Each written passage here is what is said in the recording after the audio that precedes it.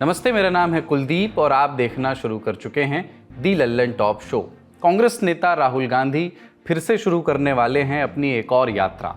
इस बार वो पूर्व से पश्चिम की ओर चलेंगे, लेकिन उनकी इस यात्रा के रूट में बदलाव हुए हैं। क्यों बदला गया रूट और इस यात्रा से कांग्रेस हासिल क्या करना चाहती है, आज के शो में इसी खबर को डिस्कस करेंगे।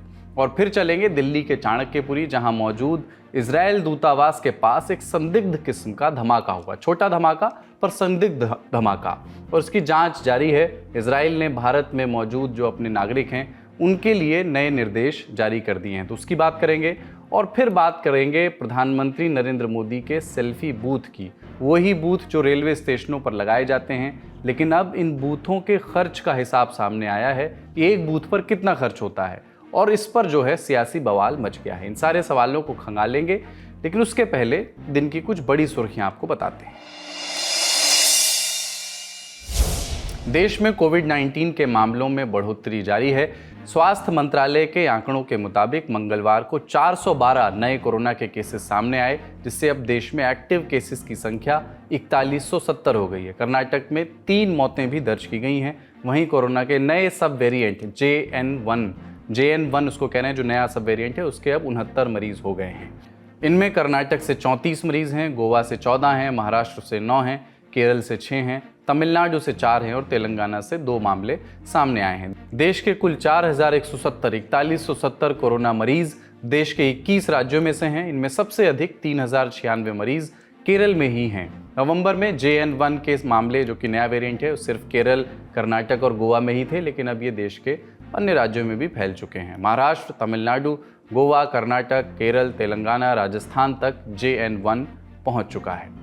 अगली सुर्खी में बात नरेंद्र मोदी सरकार की कैबिनेट मीटिंग में लिए गए फैसलों की। मीटिंग हुई 27 दिसंबर को।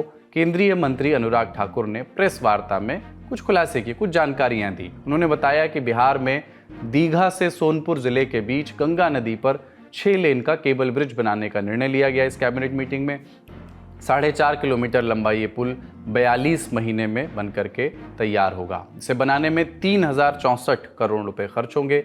बड़ी बात यह है कि पुल के नीचे से बड़े जहाज भी आसानी से गुजर सकेंगे, जिससे देश में अंतर्देशीय जल परिवहन को मदद मिलेगी। इसके अलावा बैठक में सड़क और परिवहन मंत्रालय से जुड़े निर्णय भी लिए गए, जो त्रिपुरा और असम के लिए, इन 2 प्रदेशों के लिए बहुत महत्वपूर्ण है। त्रिपुरा में खोवाई से हरियाणा तक 134.9 किलोमीटर लंबी 2 सड़कों की मरम्मत और चौड़ीकरण को मंजूरी मिली है। इसकी लागत लगभग 20,000 करोड़ रुपए है। इसी कैबिनेट बैठक में सरकार ने कोपरा, जो नारियल की गरी होती है, उसको कोपरा कहते हैं, उसके लिए MSP निर्धारित कर दी है। सरकार ने मिलिंग कोपरा की MSP को 2024 के सीजन के लिए 300 रुपये बढ़ा दिया है, और वो 11,160 रुपये प्रति क्विंटल हो गई है। 2023 में ये 10,860 रुपये प्रति क्विंटल थी। वहीं बॉल कोपरा के लिए MSP को 250 रुपये बढ़ा करके 12,000 रुपये कर दिया गया है। 2023 में ये 11,750 रुपये प्रति क्विंटल थी। तो बिहार में दीघा से सोनपुर जिले के गंगा नदी पर 6 लेन केबल ब्रिज बनाने का निर्णय लिया गया है। इसे 42 महीने में पूरा किया जाएगा और 3064 करोड़ रुपया इसके ऊपर 3064 करोड़ रुपया दीघा से सोनपुर के बीच बनने वाले 6 लेन ब्रिज जो गंगा नदी के ऊपर बनेगा, ये 6 लेन केबल ब्रिज है, इसके निर्माण के लिए मंजूर किया गया है। इसमें बड़ी बात यह है कि इसके नीचे से बड़े जहाज भी पुल के नीचे से आसानी से आ जा सकेंगे, और जो हमारा नेशनल वाटरवे नंबर 1 है, उस पर चलने वाले जहाज़ों की नेविगेशनल रिक्वायरमेंट को ध्यान में रखते हुए ही यह निर्णय किया गया है कि इसके नीचे से बड़े जहाज भी निकले, ताकि वाटरवेज, जिसको बल मोदी सरकार ने आकर दिया है, पहले एक भी नहीं था, अब 101 वाटरवेज पे काम चल रहा है। तो वहीं पर अगर मैं सड़कों की बात करूं, नेशनल हाईवे की, तो 2013-14 में इसके लिए कुल बजट जब होता था तो 31,130 करोड़ रुपया होता था, जो अब बढ़ के 2,70,000 करोड़ रुपया हो चुका है। अगली सुर्खी में बात प्रतिबंध की। केंद्र सरकार ने मुस्लिम लीग जम्मू कश्मीर का जो मसरत आलम ग्रुप है, उस पर प्रतिबंध लगा दिया है। केंद्रीय गृह मंत्री अमित शाह ने ट्वीट करके बताया कि देश विरोधी गतिविधियों की वजह से इस संगठन पर UAPA के तहत बैन लगाया गया है। इस बैन की सीमा होगी 5 साल। अमित शाह ने लिखा कि मुस्लिम लीग जम्मू कश्मीर मसरत आलम गुट, जिसको कि MLJKMA भी कहते हैं, उसको UAPA के तहत गैर कानूनी संगठन घोषित किया गया है। ये संगठन और इसके सदस्य जम्मू कश्मीर में राष्ट्र विरोधी और अलगाववादी गतिविधियों में शामिल हैं और आतंकवादी गतिविधियों का समर्थन करते हैं और लोगों को जम्मू कश्मीर में इस्लामी शासन स्थापित करने के लिए उकसाते हैं। प्रधानमंत्री नरेंद्र मोदी सरकार का संदेश स्पष्ट है कि जो भी हमारे देश की एकता, अखंडता और संप्रभुता के खिलाफ काम करेगा उसे किसी भी कीमत पर बख्शा नहीं जाएगा। ये अमित शाह ने लिखा। आपको बताते हैं कि क्या है मुस्लिम लीग जम्मू कश्मीर मसरत आलम ग्रुप। इस संगठन की अध्यक्षता कश्मीर का एक अलगाववादी नेता मसरत आलम भट्ट करता है। ये संगठन अपने राष्ट्र विरोधी और पाकिस्तान समर्थक प्रचार के लिए जाना जाता है। एजेंडा साफ है, जम्मू और कश्मीर को भारत से अलग करना, ताकि जम्मू और कश्मीर का पाकिस्तान में विलय हो सके और जम्मू कश्मीर में इस्लामी शासन स्थापित हो सके। ऐसे आरोप इस पर लगते रहे हैं। इस संगठन के नेताओं और सदस्यों पर आरोप लगते हैं कि ये लोग जम्मू और कश्मीर में सुरक्षा बलों पर लगातार होने वाले पथराव वाली एक्टिविटी में शामिल रहते हैं। साथ ही इन पर पाकिस्तान में मौजूद आतंकवादी संगठनों और उनके प्रॉक्सी गुटों से पैसा लेने के भी आरोप रहे हैं। अगली सुर्खी भी जम्मू कश्मीर से जुड़ी है, जहां पुंछ में आज रक्षा मंत्री राजनाथ सिंह पहुंचे। 21 दिसंबर को हुए आतंकवादी हमले में भारत के 4 जवान शहीद हुए थे और उसके बाद कथित आर्मी कस्टडी में 3 आम नागरिकों की मौत हुई थी और उसके बाद राजनाथ सिंह इस दौरे पर पहुंचे। इसको महत्वपूर्ण माना जा रहा है। राजनाथ सिंह मारे गए 3 लोगों के परिवार वालों से भी मिले और जल्द ही उन्हें न्याय का भरोसा दिलाया। साथ ही सेना से भी अपील की कि सैनिकों को कोई गलती नहीं करनी चाहिए जिससे किसी भी भारतीय को ठेस पहुंचे। साथ ही सैनिकों को आश्वासन भी दिया कि अगर कोई आप पर बुरी नज़र डालता है तो हमें ये भी बर्दाश्त नहीं होगा। और जो हमारे सैनिक घायल हुए हैं उनके शीघ्र स्वस्थ होने की भी मैं ईश्वर से कामना करता हूं। और मैं आपको आश्वस्त करना चाहता हूं कि घटना की गंभीरता को देखते हुए जो भी आवश्यक और जो भी उचित कदम है वह उठाने की भरपूर कोशिश की जा रही है। हमारे लिए हर सैनिक बेहद महत्वपूर्ण है और हमारा एक सैनिक, मैं मानता हूं, वह हमारे परिवार के सदस्य के समान है। यह हम सब के अंदर यह भावना रहती है, सारे देशवासियों के अंदर यह भावना रहती है। अगली सुर्खी में बात पहलवानों से जुड़ी हुई। भारतीय ओलंपिक एसोसिएशन ने भारतीय कुश्ती संघ यानी WFI के कामधाम को देखने के लिए एक एडहॉक यानी अस्थायी कमेटी की घोषणा की है। बता दें कि 24 दिसंबर को खेल मंत्रालय ने WFI के पैनल को सस्पेंड कर दिया था और ये फैसला पहलवानों की अवार्ड वापसी और रिटायरमेंट की घोषणा के ठीक बाद लिया गया था। तभी मंत्रालय ने कहा था कि कामधाम देखने के लिए एक कमेटी बनाई जाएगी, जिसकी आधिकारिक घोषणा आज हो गई। कैसी होगी इस कमेटी की संरचना, ये भी बता देते हैं। इस कमेटी के चेयरमैन होंगे भारत के वुशु संघ के प्रेसिडेंट भूपेंद्र सिंह बाजवा। इसके बाकी 2 जो मेंबर हैं वो हैं MM सोमाया, जो हॉकी में ओलंपियन हैं, और मंजूषा कंवर, जो अंतर्राष्ट्रीय बैडमिंटन प्लेयर हैं। इंडियन ओलंपिक एसोसिएशन यानी कि IOA ने इस मौके पर एक प्रेस स्टेटमेंट भी जारी किया है और उन्होंने कहा है कि WFI के नवनिर्वाचित अध्यक्ष और दूसरे अधिकारियों ने मनमाने फैसले लिए और WFI के ही जो नियम हैं उनका उल्लंघन किया। IOA ने इस पर क्या कहा, इस बारे में सुनिए हमारे स्पोर्ट्स पत्रकार सूरज से। रेसलिंग फेडरेशन ऑफ इंडिया एक बार फिर से एडहॉक कमेटी के अंडर चली गई है, यानी एक बार फिर से इसे एक एडहॉक कमेटी चलाएगी। इस एडहॉक कमेटी में वुशु एसोसिएशन ऑफ इंडिया के प्रेसिडेंट भूपेंद्र सिंह बाजवा होंगे, ये इसके चेयरमैन रहेंगे, जबकि हॉकी के खिलाड़ी MM सोमैया और पूर्व इंटरनेशनल शटलर यानी बैडमिंटन प्लेयर मंजूषा कंवर भी इस कमेटी का हिस्सा होंगी। बाजवा इससे पहले जब कमेटी बनी थी अप्रैल में एडहॉक कमेटी, उसका भी हिस्सा रह चुके थे। ये कमेटी भी IOA ने बनाई थी और इसका काम WFI का काम देखने के साथ इसका चुनाव कराना भी था। चुनाव हुआ, उसके बाद से ब्रजभूषण कैंप के संजय सिंह जीते और इस जीत के कुछ दिनों बाद WFI को भंग कर दिया गया। अब फिर से एडहॉक कमेटी बनी तो IOA यानी इंडियन ओलंपिक एसोसिएशन के जो प्रेसिडेंट हैं PT उषा, उन्होंने एक बयान दिया। इस बयान में उन्होंने कहा कि IOA को हाल ही में पता चला है कि अभी जो अध्यक्ष चुने गए थे और WFI के जो अधिकारी आए थे, उन्होंने अपने स्वयं के यानी खुद के द्वारा बनाए गए संवैधानिक प्रावधानों का उल्लंघन करते हुए और IOC यानी इंटरनेशनल ओलंपिक कमेटी के जो तरीके उन्होंने तय किए हैं किसी भी एसोसिएशन को चलाने के लिए, उसको अलग रखते हुए मनमाने फैसले लिए हैं और उचित प्रक्रिया का पालन नहीं किया। आईओए द्वारा नियुक्त की गई एडहॉक कमेटी यानी पहले जो कमेटी बनी थी उसके फैसलों को पलट दिया। ये न केवल उसके अंदर जो WFI के अंदर जो चीज़ें चल रही थी उसकी कमियों को उजागर करता है, बल्कि जो तमाम सारे नियम बनाए गए हैं उनके साथ भी जो गलत हुआ उसका भी संकेत देता है। अब चूंकि आईओए जो है वो निष्पक्ष खेल, पारदर्शिता और जवाबदेही सुनिश्चित करने और IOC यानी इंटरनेशनल ओलंपिक कमेटी ने जो अपने प्लेयर्स को सपोर्ट के लिए उनके हितों की रक्षा और निरंतरता की जो बात सुनिश्चित रखने की कही है लगातार, उसके हिसाब से काम को करने को महत्वपूर्ण मानता है। यानी जो भी कोई भी महासंघ हो, कोई भी खेल का एसोसिएशन हो, वो उन नियमों के आधार पर चले। लेकिन ऐसा नहीं होता पाएगा, इसलिए एक एडहॉक कमेटी नियुक्त की गई है। अब एडहॉक जो कमेटी है वो WFI के संचालन, उसके देख-रेख और जो भी तमाम चीज़ें होंगी उनको ओवरसी करेगी। इसमें सिलेक्शन हो गया, आपके इंटरनेशनल इवेंट्स में पार्टिसिपेट करने के लिए एथलीट्स को आगे बढ़ाना, या फिर जो भी स्पोर्ट्स के इवेंट होंगे यानी कुश्ती के इवेंट होंगे उनका आयोजन करना, बैंक खातों को संभालना, जो भी पैसे आएंगे, जो भी खर्च होगा, वेबसाइट देखना और तमाम सारी जो भी जिम्मेदारियां WFI खुद करती वो अब ये एडहॉक कमेटी करेगी। ये हो गई दिन की सुर्खियां और अब चलते हैं बड़ी खबर की ओर। पहली खबर है वायनाड लोकसभा से सांसद और कांग्रेस नेता राहुल गांधी से जुड़ी हुई। बीते साल राहुल गांधी भारत जोड़ो यात्रा पर निकले थे। तब से ये कयास लगाए जा रहे थे कि वो आने वाले दिनों में एक और यात्रा निकाल सकते हैं। आज यानी 27 दिसंबर को इस यात्रा का भी रूट फाइनल हो गया। नई यात्रा का नाम होगा भारत न्याय यात्रा। 14 जनवरी के दिन ये यात्रा शुरू होगी मणिपुर के इम्फाल से। पार्टी के राष्ट्रीय अध्यक्ष मल्लिकार्जुन खड़गे इस यात्रा को हरी झंडी दिखाएंगे। 20 मार्च को ये यात्रा का समापन होगा मुंबई में और कांग्रेस की योजना है कि लोकसभा चुनाव के पहले, आदर्श आचार संहिता लागू होने के पहले इस यात्रा को पूरा कर लिया जाए। भारत जोड़ो यात्रा के बाद अब राहुल गांधी जी के नेतृत्व में कांग्रेस पार्टी भारत न्याय यात्रा निकालने वाली है।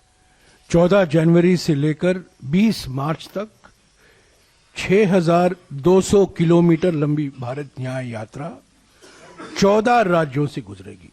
मणिपुर में शुरुआत होगी और यह समाप्त होगी मुंबई में। भारत जोड़ो यात्रा के दौरान राहुल जी ने 3 मुद्दे उठाए थे।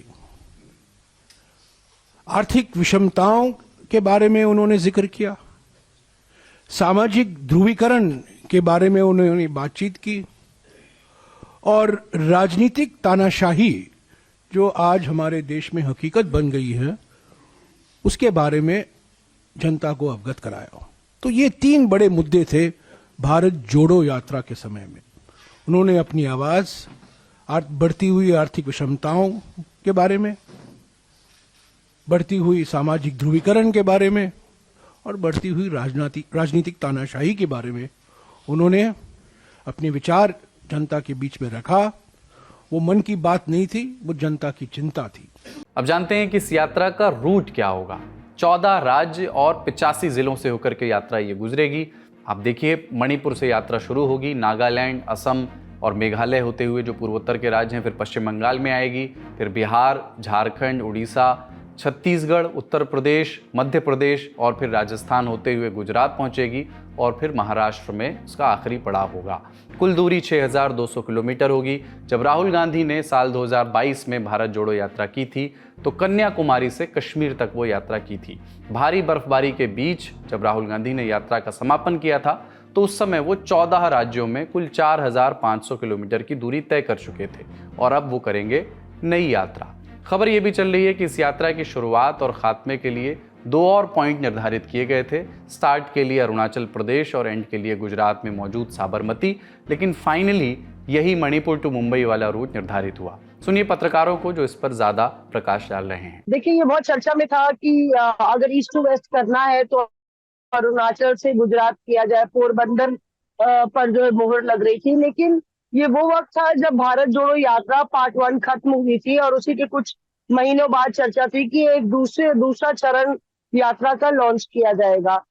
इसलिए अलग अलग प्लान्स और उसके लिए प्लान भी बना था, नक्शे पर भी चर्चा हुई थी कि ये सही रहेगा क्योंकि एक एक्सट्रीम एंड ईस्ट का लिया जाए और प्रधानमंत्री नरेंद्र मोदी का जो गृह राज्य है गुजरात, उससे ये यात्रा को खत्म किया जाए तो एक बड़ा संदेश दिया जाएगा। लेकिन उस वक्त ये यात्रा टेक ऑफ नहीं हो सकी क्योंकि असेंबली के चुनाव सर पे थे और लगा कि पूरी पार्टी की मशीनरी अगर यात्रा कराने में ही लग जाएगी तो असेंबली के चुनाव कैसे लड़ा जाएगा। हिमाचल में और कर्नाटक में कांग्रेस को जीत मिली और उसके बाद ये यात्रा का जो नक्शा है वो और ठंडे बस्ते में चला गया, यानी कि कोल्ड स्टोरेज में, क्योंकि कर्नाटका में जीत हो गई थी और लगा कि कोई दूसरा फॉर्मूला जनता से जुड़ने का वर्कआउट करेंगे जो कम इंटेंसिव होगा, कम जो है पार्टी की रिसोर्सेज लगेंगी। लेकिन जिस तरह से अभी हाल ही में चुनाव के नतीजे आए और कांग्रेस बीजेपी बनाम कांग्रेस की लड़ाई में बुरी तरह से पटकनी खाई है, तो कांग्रेस को एकदम से एहसास हुआ नहीं, भारत जोड़ो यात्रा का 2.0 यानी कि भारत न्याय यात्रा ही एक उपाय है। और इसीलिए अब आप देखिए कि ये रूट निकाला गया है और लगता है पार्टी को ज्यादा फीजिबल है, वर्केबल है और इसमें भीड़ भी जुट पाएगी, रिसोर्सेज भी जुट पाएंगे, तो इसलिए ये दोनों राज्य निकाले गए हैं। राहुल गांधी की पिछली यात्रा के बाद 5 राज्यों में विधानसभा चुनाव हुए। तेलंगाना छोड़कर कांग्रेस कोई भी राज्य नहीं जीत सकी। अब इस नई यात्रा के बाद होंगे लोकसभा चुनाव, तो यात्रा और यात्रा के रूट को लेकर कांग्रेस के भीतर खाने क्या बात हो रही है, सुनते हैं एक्सपर्ट्स को। हाँ देखिए, ये तो बात सही है कि जिस तरह से जो ट्रैक्शन मिलना चाहिए था या मोमेंटम एक जो बना था कर्नाटक के बाद, उस तरह का मोमेंटम पे जो है बड़ा स्पीड ब्रेकर लगा है हाल ही के चुनाव में। पार्टी का मोराल डाउन चल रहा है, कांग्रेस कार्यकर्ता भीतर खाने कह रहे हैं कि ऐसी बुरी तरह से हारे हैं तो कैसे 24 में जीतेंगे। और इसी को लेके फिर ये भारत जोड़ो यात्रा का दूसरा प्लान निकाला गया, दूसरा भाग निकाला गया जो न्याय यात्रा है।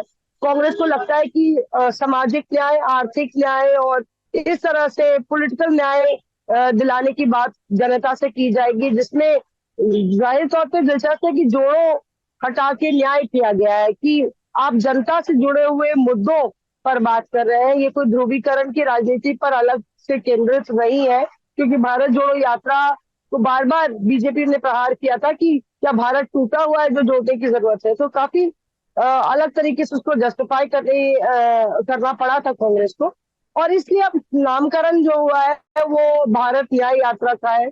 पार्टी को ये भी लगता है कि बाकी जो दल है वो इससे आसानी से जुड़ सकेंगे, जो इंडिया अलायंस मेंबर्स है, क्योंकि ज्वलंत इशुओं पर, मुद्दों पर हम लोग चर्चा करेंगे। तो यही और पार्टी को लगता है कि मास कॉन्टैक्ट प्रोग्राम तो करना ही पड़ेगा। वही भारत जोड़ो यात्रा जो आपको भारी पड़ रही थी जब आपकी लगातार जीत हो रही थी, वही अब आज आपको भारी नहीं पड़ रही, क्योंकि आपको लगता है कि ये शायद गेम चेंजर हो सकती है, एक अच्छा ट्रम्प कार्ड हो सकती है। अब कितना कारगर साबित होती है राहुल गांधी के नेतृत्व में ये यात्रा में इंतजार करना पड़ेगा उसका। अगली सुर्खी दिल्ली स्थित इजरायल दूतावास से जुड़ी। चाणक्यपुरी में मौजूद जो इजरायली दूतावास है उसके पास 26 दिसंबर की शाम एक धमाका हुआ। एम्बेसी से 260 मीटर दूर नंदास हाउस मौजूद है।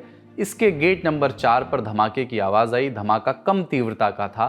ध्यान दें कि ये देश की राजधानी का वो इलाका है जिसकी सुरक्षा हमेशा चाक चौबंद रहती है। कई सारे देशों के दूतावास यहाँ मौजूद हैं।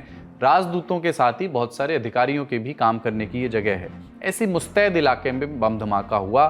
धमाका किस चीज़ का था, कैसे विस्फोटक का इस्तेमाल हुआ, इस बारे में कोई भी जानकारी अभी तक नहीं आई है। लेकिन इस धमाके को देखने वालों ने ये बताया कि बम फटते ही किसी केमिकल की तेज महक आई। हम लोग यहाँ एनजीटी में अंदर केबिन में बैठे हुए थे, तो तब तक 5 बज के कुछ मिनट पे बहुत तेज धमाका हुआ। हम लोग केबिन में से बाहर निकले तब तक यहाँ पे धमाका हो चुका था। आवाज लेकिन बहुत तगड़ी थी, साउंड बहुत तगड़ा था उसका। अच्छा। हाँ, तो फिर हम लोग मौके पे बाहर गेस्ट निकले के आए, रोड पे देखा तो यहाँ पे केमिकल की महक आ रही थी। केमिकल की महक? हाँ, केमिकल की महक। धुआं कितना ऊपर तक? धुआं का सर अंदाजा चूंकि पॉल्यूशन की वजह से लग नहीं पा रहा था। पॉल्यूशन चूंकि फैला हुआ है तो धुआं दिख नहीं रहा था। कोहरा भी हल्का हल्का पड़ रहा था। शाम को 5:10 की बात थी। हम सब लोग अंदर थे, स्टाफ हमारा अंदर था। अब बहुत तेजी धमाका हुआ, काफी तेजी से आवाज आई धमाके की, और जैसे कंपाउंड का ना पॉल्यूशन का होता है जो भूकंप का, इस तरह से बहुत तगड़ी आवाज आई थी। हम सब अंदर से एकदम भाग के आए, बाहर देखा तो हमने इधर पेड़ के पास में काफी सारा धुआं दिखाई दिया। हाँ, काफी ऊंचा धुआं था, बहुत ज्यादा। और फिर हवा में जो स्मेल था ना, एक हवा में अजीब सा स्मेल आ रहा था। अजीब सा मतलब क्या, केमिकल टाइप का? अब ये बताने की कैसा अजीब सा, हमारे लिए फर्स्ट टाइम। आप धमाका क्या अंदर तक आया था? धमाका नहीं, धमाका पूरे इलाके में आवाज जो थी, आवाज जो थी। हाँ काफी तेज आवाज थी। धमाके की खबर सुनते ही दिल्ली पुलिस की टीम मौके पर पहुंची। फिर आई राष्ट्रीय जांच एजेंसी यानी कि NIA और नेशनल सिक्योरिटी गार्ड जिसको NSG कहते हैं उसकी K9 यूनिट, और उसकी फिर जांच शुरू हो गई। सबूत इकट्ठा किए जाने लगे। सबूत जुटाना कठिन काम था क्योंकि जिस जगह धमाका हुआ उस जगह पर कोई भी CCTV कैमरा मौजूद नहीं था। सूत्र बताते हैं कि CCTV कैमरे की गैर मौजूदगी को ध्यान में रखकर ही ये बॉम्ब प्लांट किया गया था। घटनास्थल की क्या स्थिति है उसे बयान किया इंडिया टुडे के क्राइम रिपोर्टर हिमांशु मिश्रा ने। पुलिस को मौके से एक लेटर भी मिला था। उस लेटर पर जिस संगठन का नाम लिखा है, आज के पहले उस संगठन का नाम कभी किसी ने नहीं सुना था। यही वजह है कि न सिर्फ दिल्ली पुलिस बल्कि तमाम केंद्रीय एजेंसियां सतर्क हो गई हैं और यहां तक कि एयरपोर्ट पर भी नजर रखी जा रही है। खास तौर से मंगलवार के दिन इंटरनेशनल फ्लाइट से जो लोग आए थे या गए हैं उनकी जांच पड़ताल भी की गई। इस ब्लास्ट की जांच के दौरान दिल्ली पुलिस को एक चिट्ठी मिली। मीडिया रिपोर्ट्स में इस चिट्ठी का मजमून तो सामने नहीं आया, लेकिन 2-3 बातें हर जगह प्रमुखता से लिखी गईं। पहली कि चिट्ठी इजराइल दूतावास के नाम लिखी गई थी, और दूसरी चिट्ठी में दूतावास को धमकी दी गई। तीसरी बात यह कि अंग्रेजी में लिखी गई इस चिट्ठी में ज़ायनिस्ट, गाजा और फिलिस्तीन जैसे शब्द लिखे हुए थे।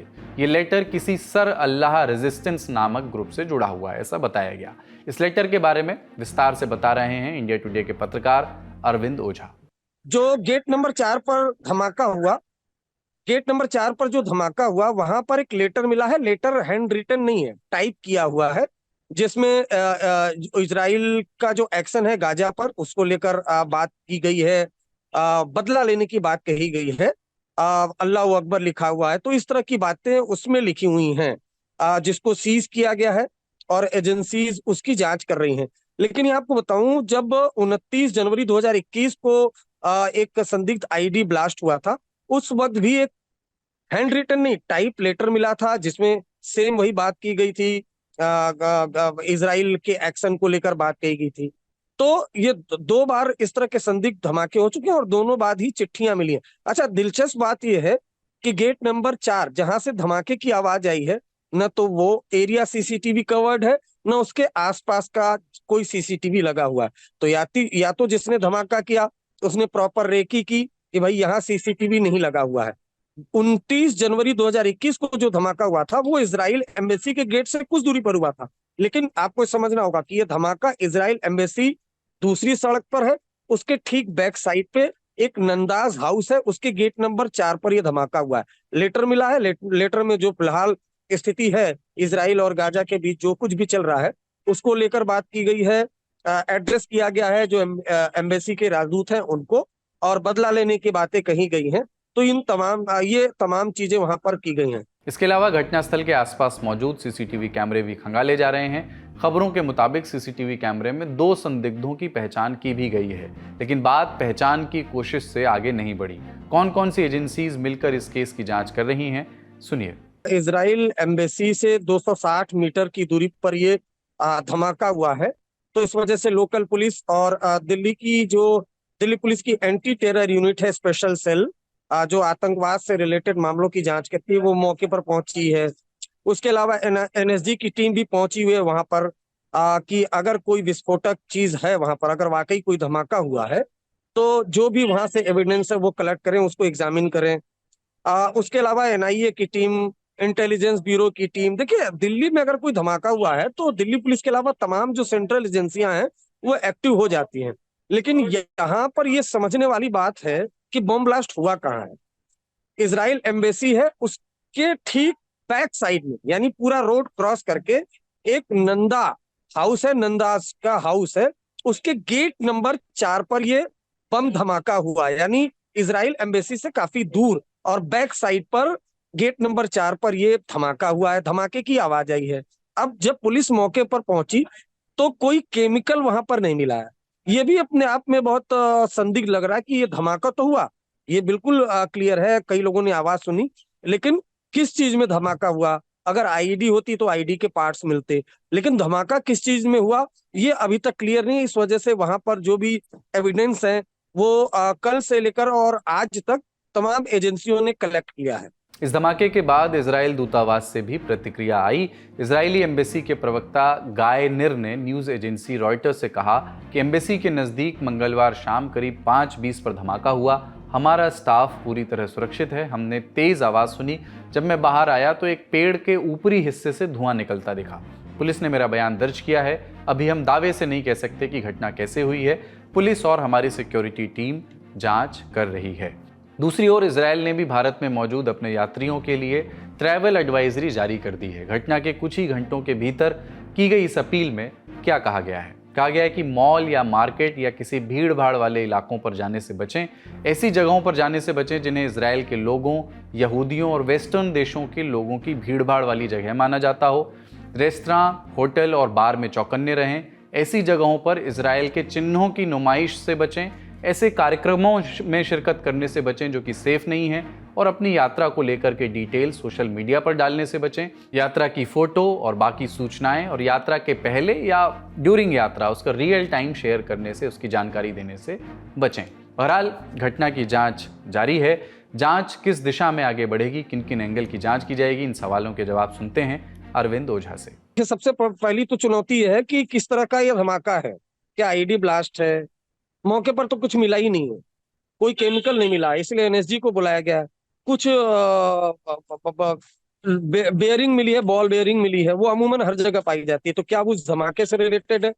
ये तमाम चीजें, क्योंकि ये बहुत अजीब सी बात है कि धमाके की आवाज कई लोगों ने सुनी, लेकिन अमूमन जब धमाका होता है, अगर आईडी से विस्फोट किया जाता है तो वहां पर कुछ चीजें, नमूने मिलते हैं विस्फोट के बाद। तो ऐसा कुछ बहुत मिला नहीं है। तो पहले तो किस तरह का ये बम धमाका है उस पर जांच चल रही है। किसने बम धमाका किया, आसपास के जो सीसीटीवी कैमरे लगे हैं उसकी मदद ली जाएगी। जो डंप डेटा है उस इलाके में जितने मोबाइल फोन थे उसके जरिए जो अगर किसी ने धमाका किया है तो उसको पकड़ने की कोशिश की जाएगी। तो सबसे पहले ये क्लियर किया जा रहा है, एविडेंस कलेक्ट किए जा रहे हैं। दूसरा ये कि अगर किसी ने वहां आकर बॉम्ब रखा तो किसने बॉम्ब रखा, किस तरीके का बॉम्ब था, तो इन तमाम एंगल पर जांच जो है वो की जा रही है। उम्मीद है कि जल्द ही इस घटना का सच सामने आ जाएगा। अब चलते हैं अगली खबर की ओर। देश में एक सियासी हंगामा प्रधानमंत्री नरेंद्र मोदी की तस्वीरों वाले सेल्फी बूथ को लेकर मचा हुआ है। दरअसल देश के अधिकांश रेलवे स्टेशनों पर एक सेल्फी बूथ लगाया गया है। इस बूथ में प्रधानमंत्री नरेंद्र मोदी का एक आदमकद कटआउट है और कुछ योजनाओं का प्रचार प्रसार है। यात्री इसके साथ सेल्फी ले सकते हैं। अब इसी सेल्फी बूथ का खर्च सामने आया है और ये सामने आया है कांग्रेस अध्यक्ष मल्लिकार्जुन खड़गे की ट्विटर यानी कि एक्स पर की गई एक पोस्ट से। उन्होंने 26 दिसंबर को एक आरटीआई के जवाब की तस्वीर शेयर की और इसके मुताबिक केंद्र सरकार प्रधानमंत्री नरेंद्र मोदी की तस्वीर वाले हर स्थायी 3D सेल्फी बूथ पर 6,25,000 रुपए और हर अस्थायी बूथ पर 1.25 लाख रुपए तक का खर्च कर रही है। खड़गे ने कहा कि ये सेल्फी बूथ लगाना टैक्स देने वाली जनता के पैसे की बर्बादी है। उन्होंने लिखा है ट्विटर पर कि मोदी सरकार के आत्ममुग्धता वाले प्रचार, सेल्फ ऑब्सेस्ड प्रमोशन, ये शब्द इस्तेमाल किया उन्होंने, इसकी कोई सीमा नहीं है। रेलवे स्टेशन पर प्रधानमंत्री मोदी के 3D सेल्फी पॉइंट्स इंस्टॉल करके पूरी बेशर्मी के साथ टैक्स देने वालों के पैसे की बर्बादी की गई है। इससे पहले प्रधानमंत्री के कटआउट के साथ 822 सेल्फी पॉइंट बनाने का आदेश देकर हमारे बहादुर सैनिकों के खून और बलिदान का राजनीतिक इस्तेमाल किया गया था। मोदी सरकार ने सूखा और बाढ़ पीड़ित राज्यों को कोई विशेष मदद नहीं भेजी, लेकिन सरकार ऐसे तुच्छ चुनावी स्टंट्स पर जनता का पैसा खर्च करने का साहस रखती है। ये कहा है मल्लिकार्जुन खड़गे ने। ये तो आरोप हो गए। अब बात आती है खर्च की। अंग्रेजी अखबार द हिंदू की एक खबर के मुताबिक एक रिटायर्ड रेलवे अधिकारी अजय बोस ने आरटीआई दायर की थी और इसके जवाब में सेंट्रल रेलवे के उप महाप्रबंधक अभय मिश्रा ने ये जवाब दिया कि 5 डिवीजनों यानी कि मुंबई, भुसावल, नागपुर, पुणे और सोलापुर में 50 रेलवे स्टेशनों पर प्रधानमंत्री मोदी के 3D सेल्फी बूथ लगाए गए हैं। आरटीआई के जवाब में आगे ये बताया गया कि छत्रपति शिवाजी टर्मिनस, कल्याण, नागपुर जैसे कैटेगरी ए के 30 स्टेशनों पर टेम्परेरी यानी कि अस्थायी बूथ लगेंगे, जबकि लातूर और कोपरगांव जैसे कैटेगरी सी के 20 स्टेशनों पर परमानेंट बूथ्स इंस्टॉल किए जाएंगे। और क्या जानकारी शेयर की गई? सूचना और प्रसारण मंत्रालय के तहत आने वाले केंद्रीय संचार ब्यूरो ने कैटेगरी ए के बूथों के लिए 1.25 लाख रुपए प्रति बूथ की दर से पैसा मंजूर किया। कैटेगरी सी के सेल्फी बूथों के लिए 6.25 लाख रुपए प्रति बूथ की दर से पैसा मंजूर किया है। इस खर्चे में कोई भी टैक्स शामिल नहीं है। सिर्फ सेंट्रल रेलवे ने इन बूथों के लिए कुल 1,62,00,000 रुपए खर्च किए हैं। वहीं नॉर्दर्न रेलवे यानी उत्तरी रेलवे ने एक दूसरी आरटीआई के जवाब में बताया है कि पीएम की तस्वीर वाले सेल्फी बूथ रेलवे स्टेशनों पर 100 जगहों पर लगाए जाएंगे। नई दिल्ली, अयोध्या, देहरादून और चंडीगढ़ जैसे कुछ रेलवे स्टेशनों पर 1 से ज़्यादा सेल्फी बूथ भी लगे हैं। आरटीआई डालने वाले अजय बोस ने साउथ रेलवे से भी आरटीआई के जरिए बूथों की जानकारी मांगी थी, लेकिन 6 डिवीज़न में से सिर्फ एक डिवीज़न ने ही जवाब दिया, जिसमें कहा गया कि डिवीज़न के 11 स्टेशनों पर बूथ लगाए जाएंगे। अजय बोस के मुताबिक उत्तरी रेलवे, दक्षिणी रेलवे और पश्चिम रेलवे ने जवाब में सेल्फी बूथ लगाने में आए कुल खर्च का खुलासा नहीं किया है। ये भी नहीं बताया है कि किन किन एजेंसियों को सेल्फी बूथ का ये काम सौंपा गया था। यानी पैसा खर्च किया जा रहा है तो ये खर्च कहाँ से आ रहा है, किसके पास से आ रहा है, इसकी कोई जानकारी अभी तक सामने नहीं आई है। लेकिन सेल्फी पॉइंट पर बस इतनी सी बात को लेकर बहस नहीं हो रही है। इन सेल्फी बूथों को सेना से जुड़े ठिकानों और रक्षा के क्षेत्र में रिसर्च कर रही संस्था DRDO में भी इंस्टॉल करने की बात चली थी। अक्टूबर 2023 में रक्षा मंत्रालय ने बाकायदा इसके लिए पत्र लिखा था और कहा था कि 822 जगहों पर सेल्फी पॉइंट बनाए जाएं। इंडियन एक्सप्रेस जो अखबार है उसकी खबर के मुताबिक रक्षा विभाग का कहना था कि इन सेल्फी बूथों में प्रधानमंत्री की तस्वीर शामिल की जा सकती है। सेल्फी पॉइंट बनाने के लिए war memorial, museum, public transport के स्टेशन, एयरपोर्ट, स्कूल, कॉलेज जैसी जगहों का सुझाव दिया गया था। कुल 9 शहरों में सेल्फी पॉइंट्स बनाए जाने थे। इनकी थीम आत्मनिर्भर भारत, महिला सशक्तिकरण, स्वच्छ भारत, जल जीवन मिशन, उज्ज्वला जैसी योजनाओं पर रखे जाने का निर्देश दिया गया था। इसी तरह विश्वविद्यालय अनुदान आयोग UGC ने भी देश की सभी यूनिवर्सिटीज़ और कॉलेजों में मोदी सेल्फी पॉइंट या PM मोदी सेल्फी पॉइंट लगाने को कहा था। इसके लिए एक डिज़ाइन भी तैयार किया गया था और इस निर्देश की भी खूब आलोचना हुई थी। कई यूनिवर्सिटीज़ ने सरकार के प्रचार वाले ये सेल्फी पॉइंट लगाने से मना कर दिया।